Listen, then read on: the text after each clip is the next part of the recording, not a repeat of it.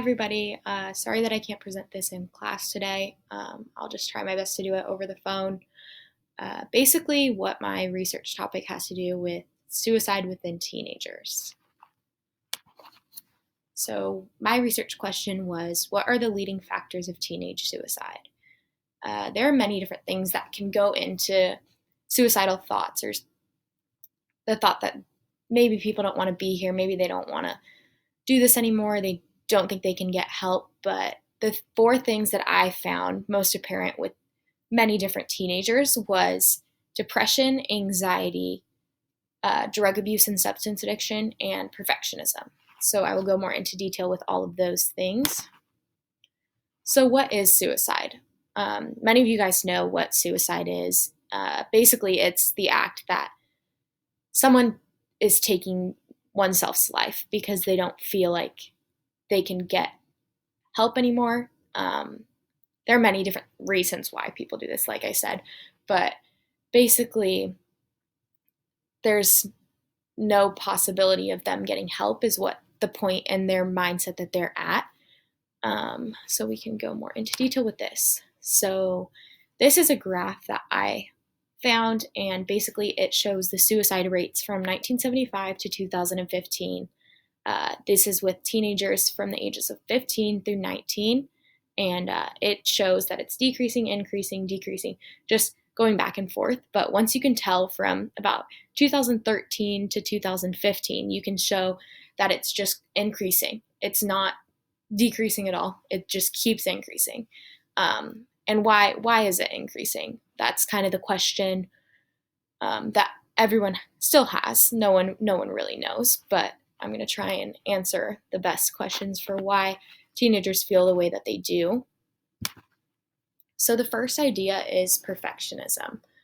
Many individuals think that everything has to be perfect and everything they do has to be perfect, which holds someone to very high standards, and it's impossible to constantly meet those standards.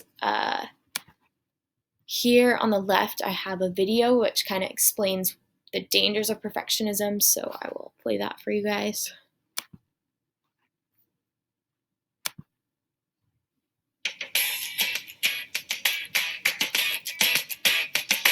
Perfectionism means having unrealistic expectations and thinking and feeling negatively when those expectations aren't met.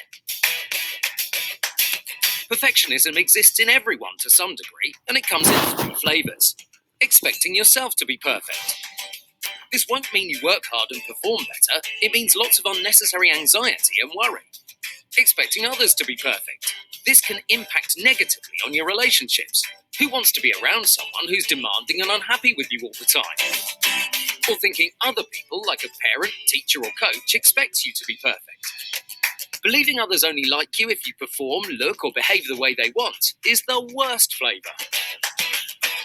Some have a mix of flavours. Some have lots, others a little, but most are somewhere in between, and it can impact negatively on your mental health.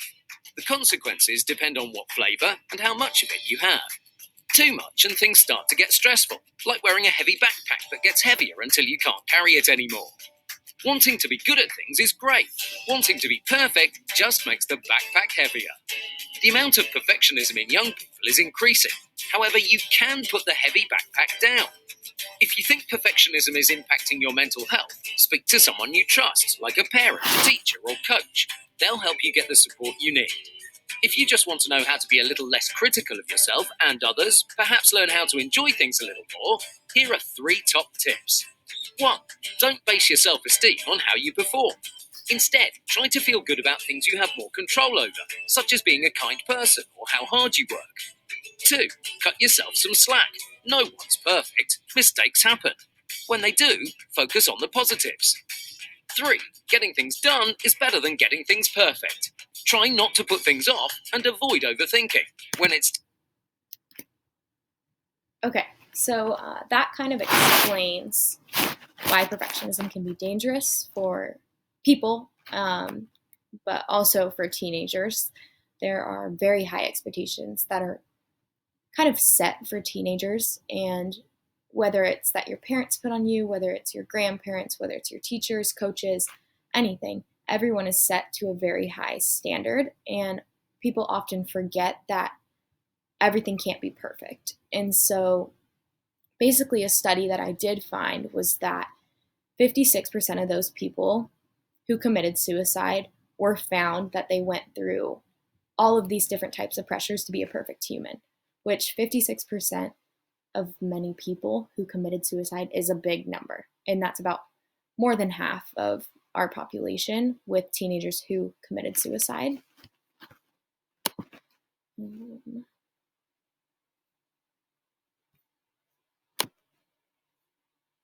Okay, sorry, I do not know what happened. The second leading factor that goes into teenage suicide is depression and anxiety.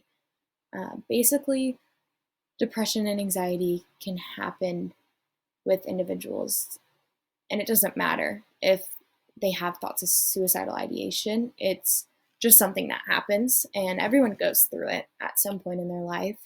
Basically, in regards to suicide, I kind of came up with the definition of it as being inadequate coping mechanisms. Many of the people who do go through depression and anxiety have the lack of support from teachers, parents, friends, and then also the rise of social media is something that's impacting our world. And yes, it's impacting it somewhat in a positive, but also very negatively. So, how do all of these affect suicide? Basically, 60% of children who commit suicide have been diagnosed with a certain disorder. This is just teenagers, not adults, not anyone else, just teenagers. Another study that I saw was that they took people who half of the children were living with both parents, half were living with just one parent, and they examined the multidimensional anxiety scale, and they surveyed them for all different types of things, for suicide, or for suicidal thoughts, for depression, for anxiety. And the things that were very apparent was that the children with both parents were likely to not show suicidal contrivance, but people who had the absence of one parent had higher and more suicidal ideations and more signs of depression. The third factor that leads into teenage suicide is drug abuse and substance addiction. Basically, what I found is that teenagers don't really understand what drugs and what alcohol can do to them. Every once in a while, like, teenagers do it, and I don't think they really understand what happens when you're under the influence of drugs or alcohol. Basically, your mind is in a completely different mindset. And for some people, that can be in a great mindset. For other people, it can be in a very dark place.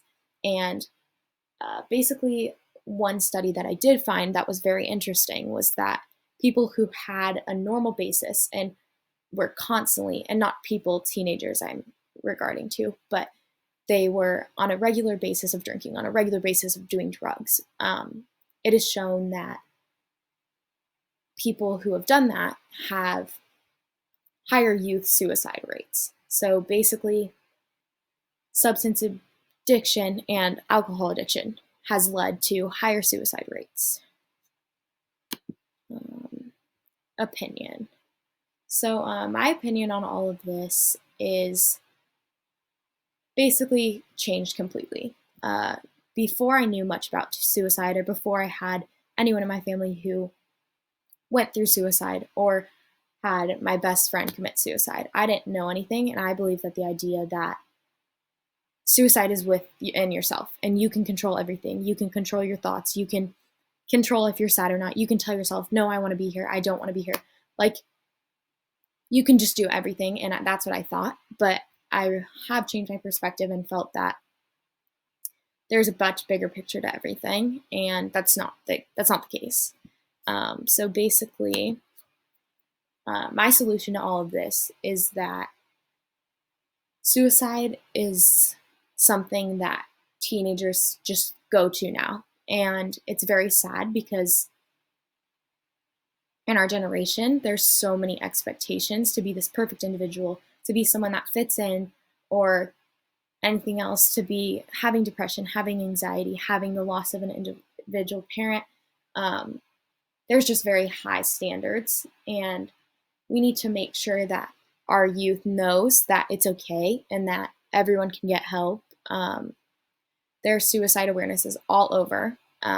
It's our awareness as individuals, peers, friends, teachers, parents, counselors, doctors, everyone. There's many different resources. There's different hotlines.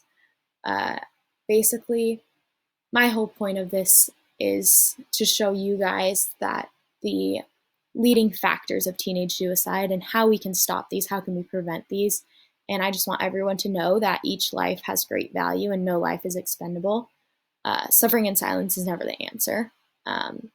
If anyone has questions, I would love to hear them. If you want to email me them or ask Mr. Gardner, I don't know how we can get those or once I get back to school, but here's my Works Cited page.